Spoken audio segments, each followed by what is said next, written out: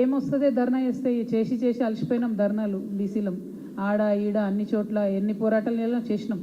కాకపోతే political process ద్వారానే రావాలి కదా, ఎందుకంటే ఎన్ని కోట్లకు పోయినా అడ్డుపడతా ఉన్నది. అల్టిమేట్గా పార్లమెంట్లో చట్టం కావాలి, రాజ్యాంగ సవరణ జరగాలి. అది జరగాలంటే రాజకీయ ఒత్తిడి పెరగాల్సిందే. అట్లా రావాలంటే మరో తెలంగాణ బీసీ ఉద్యమం రావాల్సిందే.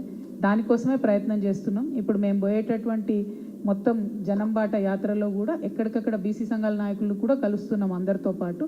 ఈ అంశాన్ని కూడా పదే పదే గుర్తు చేస్తాం ప్రజలకు. అందరం ఏకమై పోరాటం చేస్తేనే ఈ రిజర్వేషన్ సాధించుకోగలుగుతామని కూడా ఎక్స్ప్లెయిన్ చేస్తాం.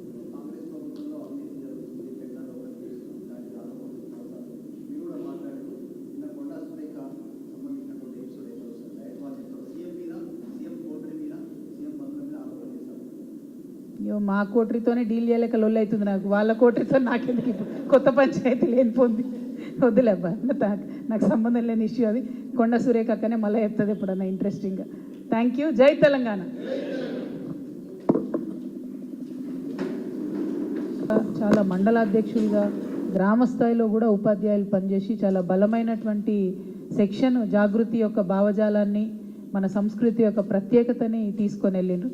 ప్రత్యేకించి ఎప్పుడైతే కోటి బతుకమ్మల జాతర అనౌన్స్ చేసినామో ఇప్పటికి కూడా నాకు బాగా గుర్తు, మొత్తం తెలంగాణ టీచర్ జేఏసీ అనే ఉద్యమంలో ఏదైతే పెట్టుకున్నామో ప్రతి ఒక్క టీచరు ప్రతి ఒక్క స్కూల్లో పిల్లలతో బతుకమ్మలు ఆడించి, మీకు ఎందుకక్క స్కూళ్ళలోనే మేము మీకు కోటి బతుకమ్మలు చేసి ఇస్తామని నెల రోజులు కూడా కోటి బతుకమ్మ జాతరలు